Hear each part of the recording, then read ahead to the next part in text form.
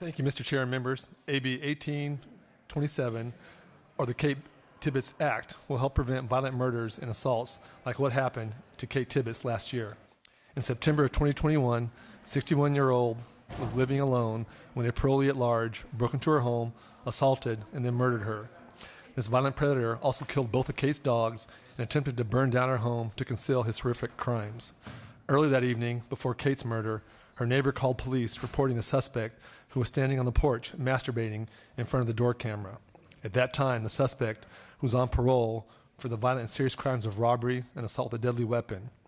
He was a transient and was in violation of his parole for not checking in. Parole had no way to contact him or even know his whereabouts. It is not uncommon for a violent or sexual predator parolee to be at large because they are transient and refuse to check in. Unfortunately, it is also not uncommon for a violent parolee who intentionally violates their conditions of parole not to be held accountable and to continue to do as they please and wander unchecked. Let me be clear.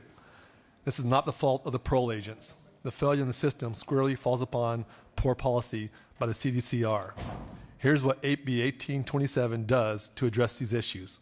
Defines a high-risk parolee as one who has been convicted of a violent crime, felony sexual offense, or a serious felony like domestic violence or raping of a disabled person.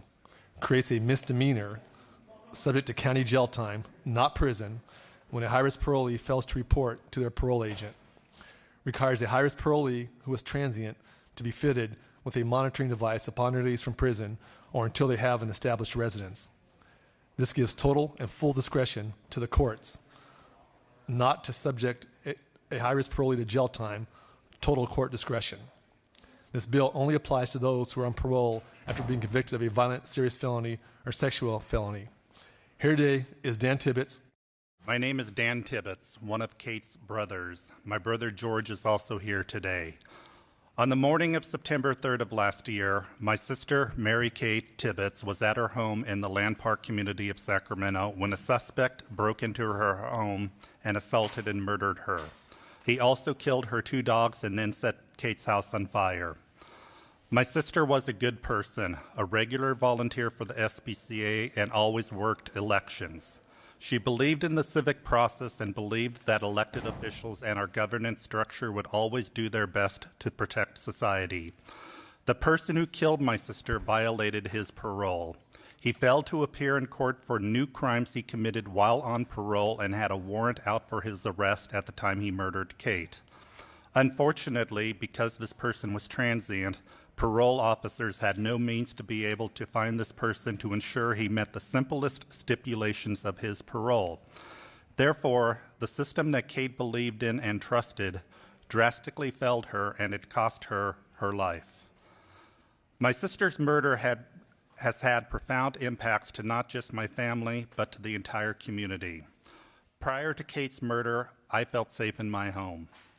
Because of Kate's murder and the numerous other murders and violent crimes taking place each week in our state, the entire community no longer feels safe from violent predators, even in our own homes. Lately, all too often, convicted felons are being released early from prison on parole.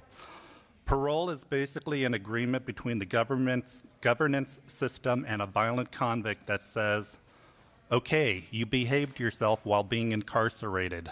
We'll let you out early and continue to see if you behave yourself. However, many times, high-risk parolees do not behave themselves. Unfortunately, there is a very deficient structure to hold them accountable when they intentionally violate their parole. And this is even more apparent if the parolee happens to be transient. The Kate Tibbitts Act would require transient, high-risk parolees to wear an ankle monitoring device so that if and when they violate parole conditions, they can simply be located.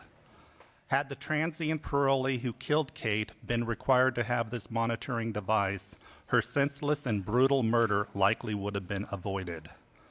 There are some who say that this violates the civil rights of the violent parolees. My counter to them is twofold.